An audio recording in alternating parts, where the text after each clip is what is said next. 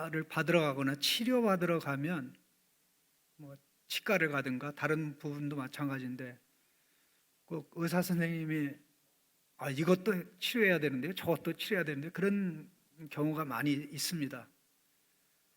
그 의사 선생님이 그렇게 얘기하면 거부하기 어렵죠. 또 집을 수리하거나 또 새로 지을 때도 또 추가로 들어가는 돈들이 굉장히 많습니다.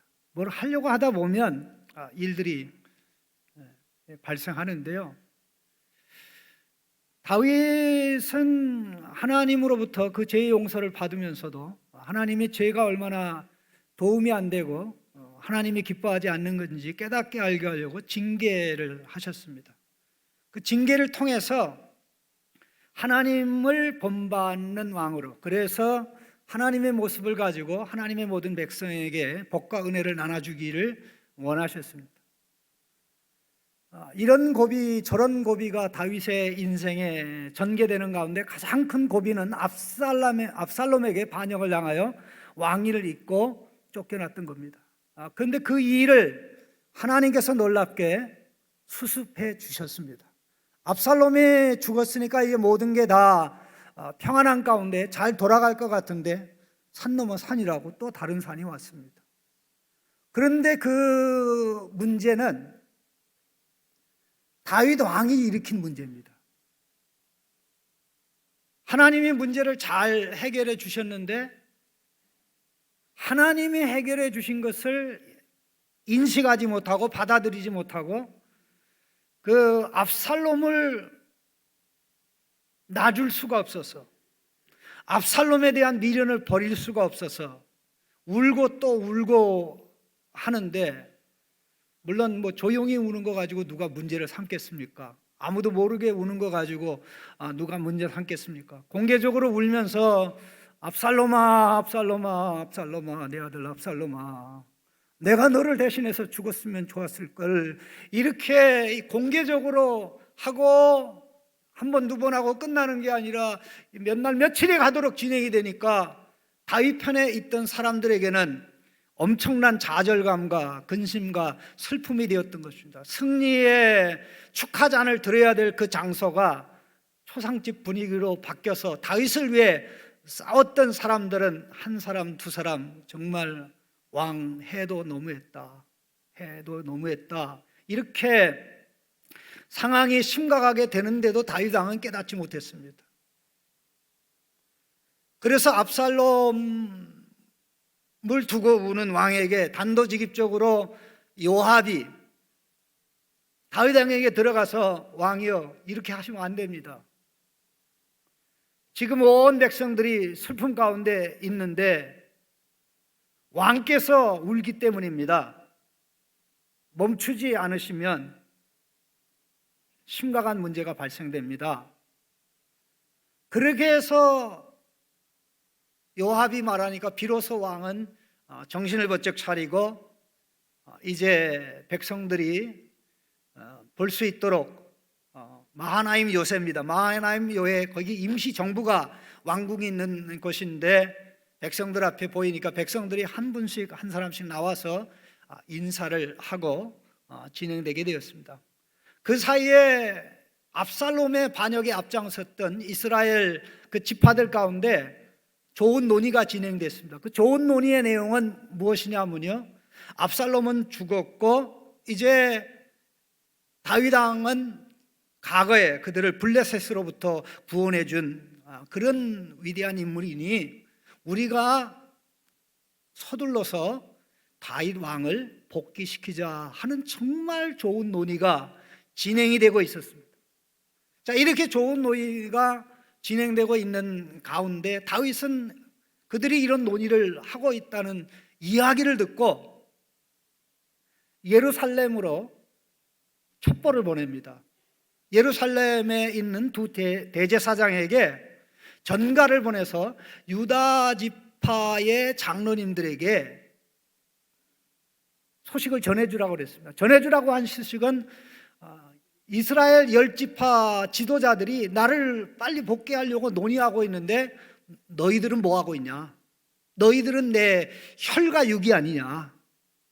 너희들은 내 혈과 육인데 너희들이 앞장서야 되지 않느냐, 그렇게 촉구하면서 또 하나는 아마사에게 전하는 별도의 메시지를 전해줬습니다. 아마사에게 전해주는 별도의 메시지는 아마사를 요압을 대신해서 대장군을 삼겠다는 것입니다. 압살롬이 대장군으로 삼았던 아마사를 대장군으로 삼겠다고 약속을 할 정도가 아니라 내가 너를 요압 대신 대장군으로 삼아주지 않으면 하나님이 나에게 벌 위에 벌을 내리기를 원하노라 그랬습니다. 다윗이 이와 같이 행한 행동은 잘못된 행동입니다. 혈연에 빠져서 압살롬을 놓지 못했던 그 다윗이 유다 지파에게 기대면서 유다 지파를 앞세웠던 것입니다. 똑같은 원인입니다. 압살롬을 포기할 수 없었던 다윗이 유다 지파의 지도자들에게 너희들 내 형제다, 내 피와 살이다, 그런데 지금 이스라엘 지파들 사이에 나를 예루살렘에 복귀시키자고 논의가 하고 있는데 너희들 뒷짐지고 있었어야 되겠냐?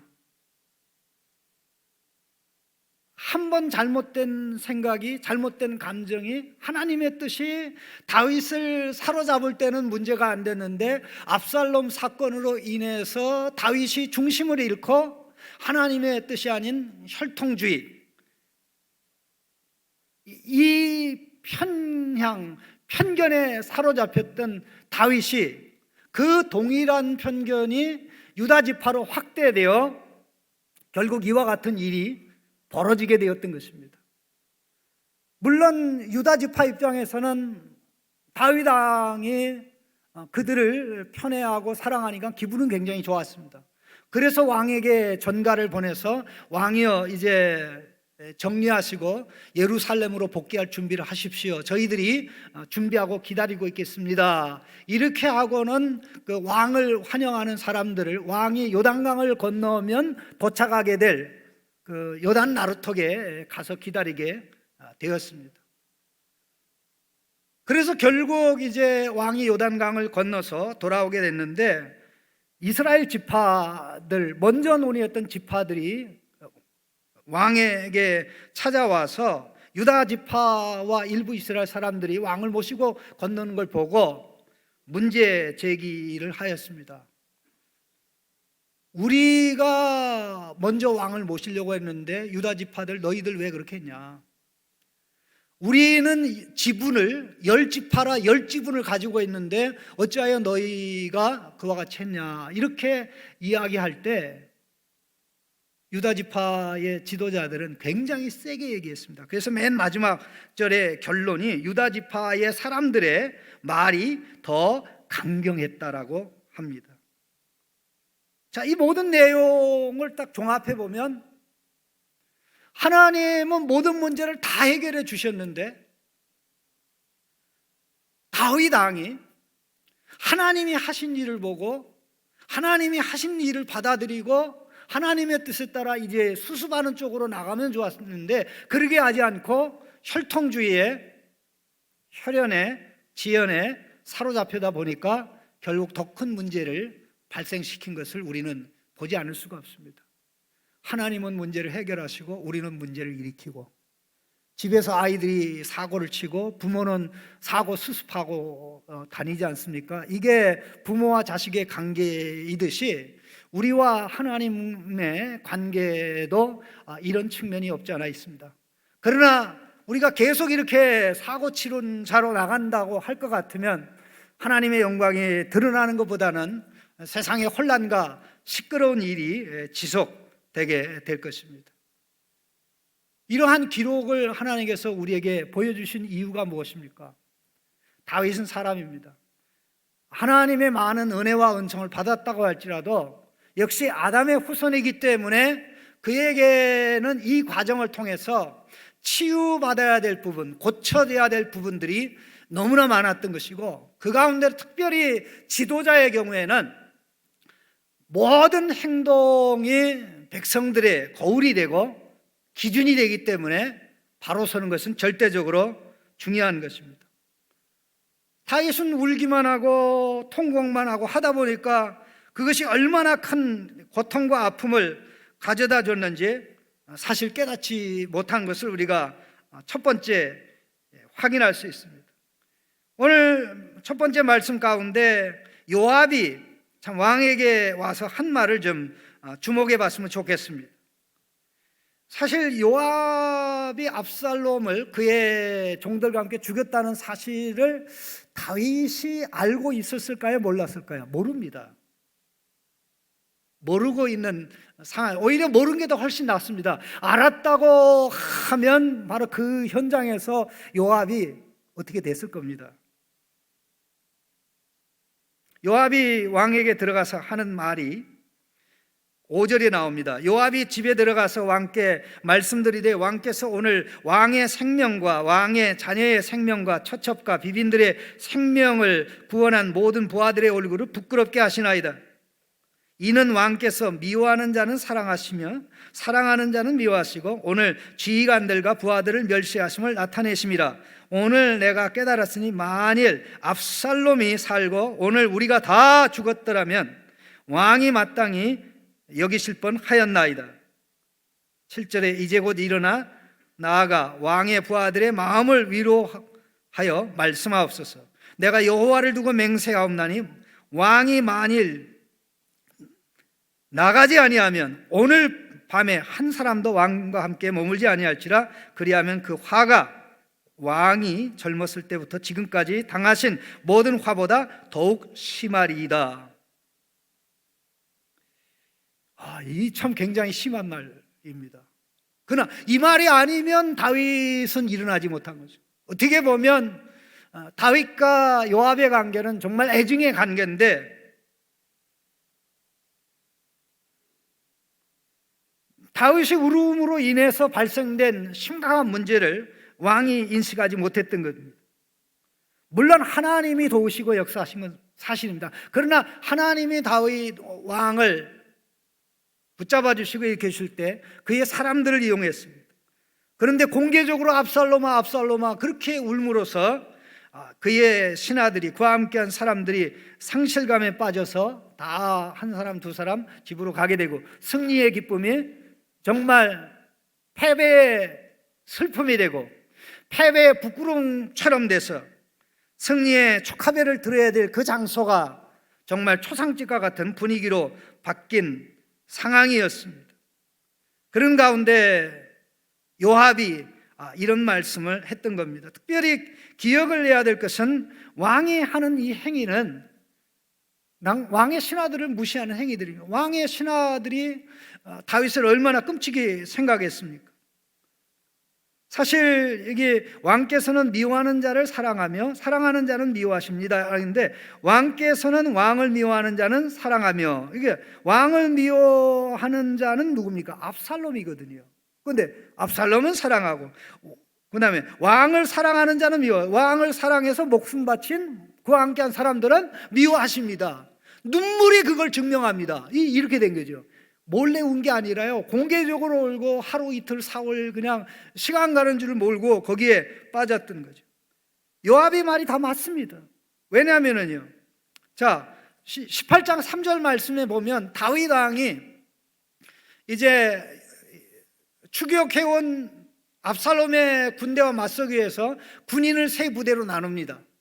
그럴 때 그들에게 하는 말씀이 나도 친히 전쟁에 참여하리라. 그렇게 할 때 그와 함께한 백성들이 난리가 났습니다. 왕이여 절대 전투에 참여하실 수 없습니다. 이렇게 하는 가운데 한 말씀이 18장 3절에 나옵니다.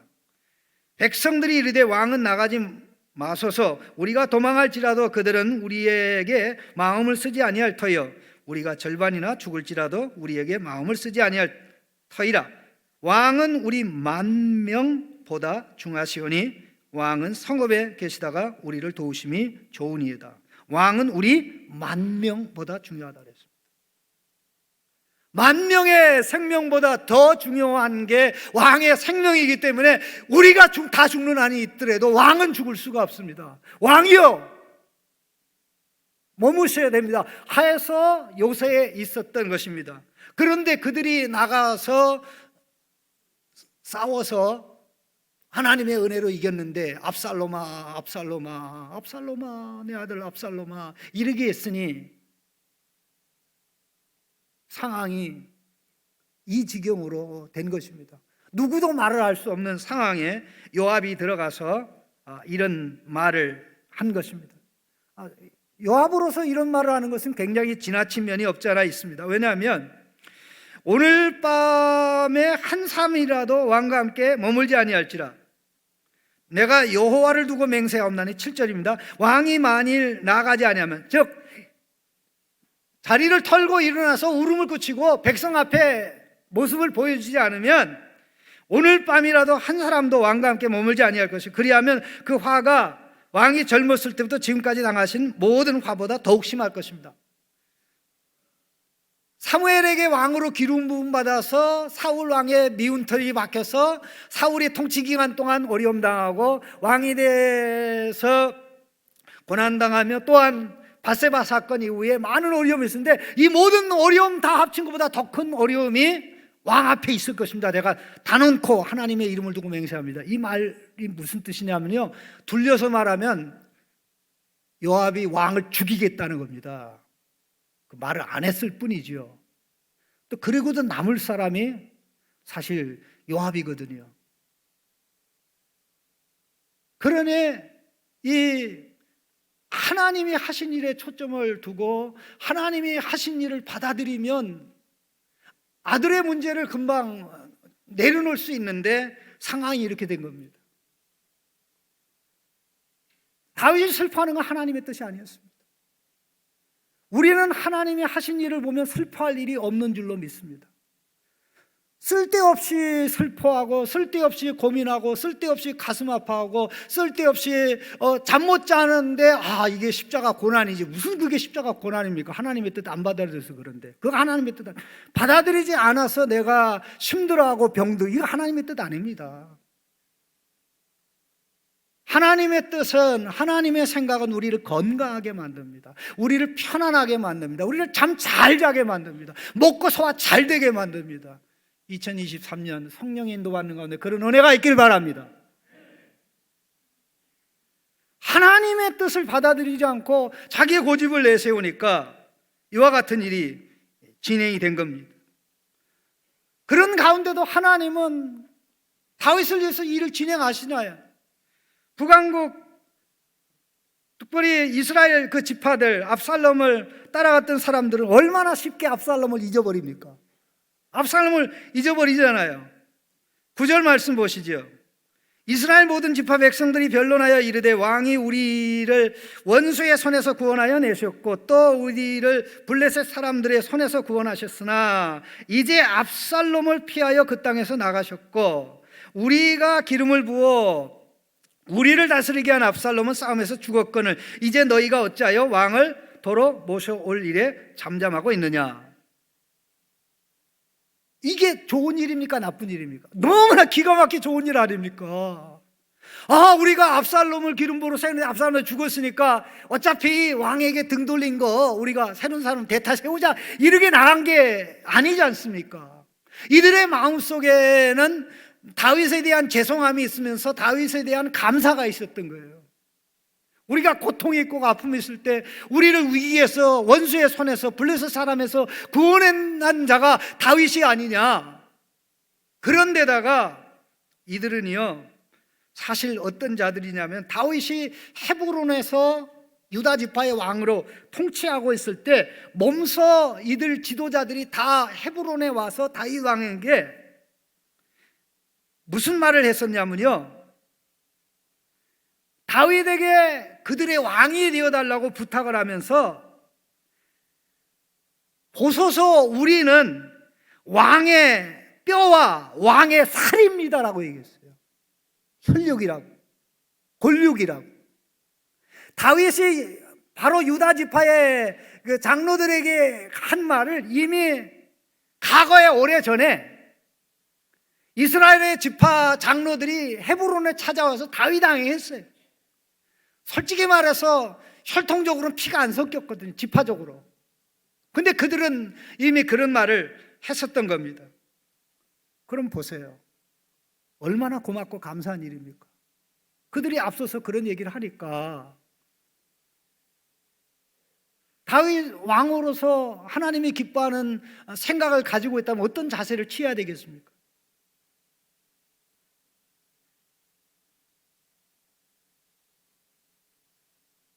뭐 제사장으로 활용할 수도 있겠고, 그들을 불러서 유다 지파의 형제들과 협의해서 하나가 돼서 좀 나를 복귀시켰으면 좋겠다 하면 일이 얼마나 스무스하게 잘 끝납니까? 그런데 다윗의 마음속에는 압살롬에게 있던 그 집착이 한 사람, 혈통 한 사람을 놓고 가지고 있던 집착이 이 동일한 지파인 유다 지파로 확대된 겁니다. 문제는 항상 작은 데서부터 크게 갑니다. 작은 암덩어리가 크게 가는 거죠. 그 원인을 제거하는 것이 근본적으로 병을 해결하는 것인데, 자, 이런 소식을 들을 때 다윗은 정보를 받고 예루살렘에 있는 두 대제사장에게 전가를 보냅니다. 11절입니다. 다윗 왕이 사독과 아비아달 두 제사장에게 소식을 전하여 이르되 너희는 유다 장로들에게 말하여 이르기를 왕의 말씀이 온 이스라엘이 왕을 왕궁으로 도로 모셔오고자 하는 말이 왕께 들렸거늘 너희는 어찌하여 왕을 궁으로 모시는 일에 나중이 되느냐. 그러면서 그 근거가 뭐냐면 12절에 너희는 내 형제요 내 골육이거늘 너희는 어찌하여 왕을 도로 모셔오는 일에 나중이 되리요 라는 이 말을 전하게 한 겁니다. 너희들 내 뼈, 내 살인데 내 뼈와 살이 하나도 붙지 않은 이스라엘 지파들이 이런 논의를 하는데 너희들 뒷짐지고 있을 거야? 이 말을 들은 유다 지파 사람들은 기분이 좋았을까요? 안 좋았을까요? 굉장히 좋죠. 아, 왕이 우리를 참 특별한 사랑으로 대하는구나. 그러니까 기분이 좋죠. 그런데다가 그 일을 잘되게 하려고 아마샤를 에게 특별 메시지를 별도로 보냅니다. 제사장을 통해서 13절에 너희는 여기서 너희는 두 대제사장입니다. 다윗으로부터 전갈 소식을 듣는 두 대제사장입니다. 너희는 또 아마사에게 이르기를 너는 내 고륙이 아니냐. 내가 요압을 이어서 항상 내 앞에서 지휘관이 되지 아니하면 하나님이 내게 벌 위에 벌 내리시기를 바라노라. 하나님의 이름으로 맹세하는 것은 이 사울 왕의 전매 특허지 다윗의 전매 특허가 아닙니다. 하나님의 뜻하고는 아무 관계가 없는데 왜? 그렇게 한 이유가 뭡니까? 그래야 이제 아마사가 움직이면 유다 지파 전체가 움직이겠다라고 생각합니다. 자, 이게 하나님의 뜻을 쫓아가는 다윗의 마음입니까? 혈연에 빠져서 혈연을 움직여서 자기의 뜻을 이루려고 하는 왕답지 못한 하나님의 왕권을 거부하는 다윗의 모습입니까? 하나님의 왕권을 거부하는 나라의 분열과 혼돈을 일으키는 그러한 행위죠. 그들은 이것 때문에 기분이 좋았지만 아마샤도 기분이 좋고 이스라엘 유다 지파의 지도자들도 기분이 너무나 좋았어요. 14절 보시지요. 모든 유다 사람의 마음을 하나같이 기울게 하며 그들이 왕께 전가를 보내어 이르되 당신께서는 모든 부하들과 너희 더불어 돌아오소서 한지라. 이 14절 말씀 주목하셔야 됩니다. 왜 주목해야 되냐면요, 모든 유다 사람들의 마음을 하나같이 기울게 하며, 이게 압살롬이 써먹던 전략이거든요. 압살롬이 거짓말해서 이스라엘 백성들의 마음을 돌렸잖아요. 다윗을 향하던 마음을 돌려서 자기를 향하게 했잖아요. 결국 이런 식으로 해서 도적질했다고 봐도 과언이 아닌 겁니다. 다윗은 압살롬에게 집착하다 보니까 자기 속에 압살롬의 모습이, 물론 그 아비의 그 자식이겠습니다만, 참 성경의 기록이 놀랍습니다. 자, 이로 인해서 분란이 일어났어. 혼란이 일어났어. 이제 그들은 유다 지파의 사람들과 일부 다윗과 함께 했던 이스라엘 사람들이 왕을 모시고 요단강을 건너 이제 길갈 쪽으로 오게 됐는데, 아마 길갈 쪽에서 나머지 사람들을 만난 것 같습니다. 자, 왕을 모셔야 되겠다고 먼저 서둘렀던 이스라엘 지파의 장로들이 그때 마침 도착했습니다. 자, 40절에 왕이 길갈로 건너오고 41절에 온 이스라엘 사람이 왕에게 나와 이르되 우리 형제 유다 사람들이, 우리 형제 유대 사람, 우리 형제, 이들이 유다 지파를 보고 우리 형제라고 그랬어요. 그럼 우리 형제고, 다윗이 유다 지파에 뭐래요? 너희는 나의 골육이라고 그랬잖아요. 그러면 어떻게 되는 거예요? 나머지 지파하고 다윗과의 관계가 물론 형제죠. 그런데 뭐라고 얘기하면 어찌 왕을 도둑하여 왕과 왕의 지방과 왕을 따르는 모든 사람을 인도하여 요단을 건너가게 하였나이까? 그러니까 42절에 유다 지파의 사람들이 뭐라고 얘기합니까? 왕은 우리의 종친이야? 너희가 분노할 일이 뭐야? 이렇게 나온 겁니다. 왕이 우리잖아. 우리 혈통이야. 이런 생각을 가지도록 누가 부추긴 겁니까? 다윗 왕이, 지도자인 백성을 하나로 모으고, 하나님의 백성은 둘이 아니고 하나고 12지파로 이루어진 한 백성을 다스리는 한 왕인데, 결국 지도자인 다윗이 이 마음을 가지니까 유다 지파의 사람들이 힘과 용기를 내서 10지파를 무시하는 말을 하였던 것입니다. 그래도 그들은 차분하게 논리적으로 얘기합니다. 43절을 보시죠. 이스라엘 사람이 유다 사람에게 대답하여 이르되 우리는 왕에 대하여 열목을 가졌으니 다윗 왕에게 대하여 너희보다 더욱 관계가 있거늘. 이거는 수학 공식으로 맞습니다. 유다 지파는 한 지파고 이스라엘 지파는 10지파예요. 베냐민이 빠지니까. 그러니까 10배예요. 지분이 10배가 9개가 더 있는 거예요. 객관적 사실이지요. 그런데다 왕을 모셔오는 일에 먼저 우리와 의논하지 아니하였느냐. 여기 번역이 좀 정확하지 않은데요, 왕을 복귀시키자고 먼저 논의한 자들이 아까 제가 말씀드렸듯이 이스라엘 지파의 장로님들이에요. 그런데 일이 이렇게 틀어지게 된 게 뭡니까? 결과 다윗 왕이 그들이 그렇게 한다는 정보를 이용해가지고 유다 지파 사람들을 부추겨서 너희들은 내 형제, 내 혈통, 내 피와 살인데 너희들 뒤쳐져서 되겠어? 이런 일을 해가지고 결국 압살롬의 죽음으로 나라의 혼란이 봉합되고 잘 가야 될 게 다시 한번 분란과 혼란이 일어나게 되었습니다. 그게 20장의 내용입니다. 지도자는 혈통주의, 학연, 지연, 인연 등등 여러 가지 연고들이 있는데 그 연고들 자체가 잘못된 건 아닙니다. 그것에 매여서 혈통이 아닌 사람을 무시하고 지연 관계가 없는 사람을 무시하고 학연 관계가 없는 사람을 무시해서 잘못된 방향으로 갈 때 그것이 큰 문제를 야기시키는 것입니다. 우리가 하나님의 생각, 하나님의 마음에 사로잡히지 않으면 육신의 생각, 죄악된 생각이, 경우는 혈연을 통해서, 가족이라는 혈연을 통해서, 또 지파라는 확대된 혈연이죠. 그 다음에 지역 연고를 통해서,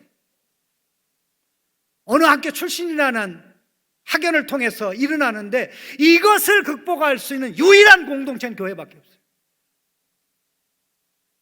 왜? 하나님의 말씀으로 들어가면 이 모든 것이 일어날지라도 억제할 수 있고 억화할 수 있고 통제할 수 있습니다. 이것을 가능하게 하고 이것을 할 수 있도록 돕는 게, 우리의 이러한 생각을 찍어 누르고 힘을 발휘하지 못하도록 역사하는 게 예수님의 십자가 부활의 열매로 하나님께서 우리에게 주신 성령님이십니다. 성령의 인도를 받으면 우리가 이런 문제로 가정을 어렵게 하고 사회를 어렵게 하고 혼란케 하는 일을 피할 수가 있습니다. 사실 다시 한번 다윗의 왕조에 어려움이 봉착한 것이 다윗이 이와 같이 잘못 처신한 결과 일어난 것이고요. 더 나아가서 아마사를 한번 생각해요. 아마사를 너는 내 혈통이야. 그러니까 내가 요압 골치, 사실 요압이 골치 아픈 인물이거든요. 그냥 요압 대신 너 대장군 삼아줄게. 그러니까 유다 지파 움직여서 나를 복귀시키는 일에 앞장서 하니까 아마사는 기분이 좋은데 요압이 가만 놔두겠어요? 나중에 요압이 19장에 보면 요압이 아마사를 지두새도 모르게 무장하지 않고 있었을 때 죽여버렸어요. 결국 다윗 왕이 아마사를 세우지 않았으면 이런 일은 발생하지 않을 수도 있었죠. 이 모든 기록을 하나님께서 우리에게 주시는 이유는요, 우리는 하나님의 도움이 없으면 우리 본능을 따라 행할 수밖에 없습니다. 그런데 그냥 좋은 본능이 아니라 타락한 본능, 제약된 욕심에 따라 움직일 수밖에 없게 됩니다. 그래서 하나님의 말씀을 깨닫고 하나님이 하시는 일을 보고 사람들을 하나님의 시각으로 봐서 하나님의 마음으로 대할 수 있는 실력을 갖추고 준비를 하고 훈련하고 또 그렇게 살아가신 완전하신 분이 하나님의 아들 예수 그리스도시고, 그 모습을 닮게 하기 위해서 우리에게 허락해 주신 분이 성령 하나님입니다.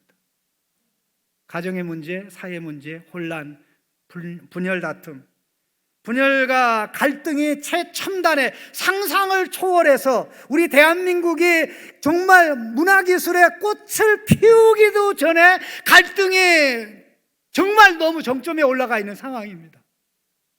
이런 가운데 하나님의 말씀과 성령에 사로잡힌 교회만이, 그렇게 살아가는 성도만이 가정의 사회에 소망이 되고 미래가 될 수 있는 것입니다. 이런 지도자를 따라가고 이런 지도자를 숭배한다면 우리는 고스란히 고통과 아픔을 짊어지게 되기 때문에 어떤 경우에도 우리는 하나로 되게 하는 하나님의 말씀, 하나도 되게 하는 성령의 인도를 받고 살아가는 그 모습이 우리에게 가장 복되고 영광스럽고 존귀한 일인 줄로 믿습니다.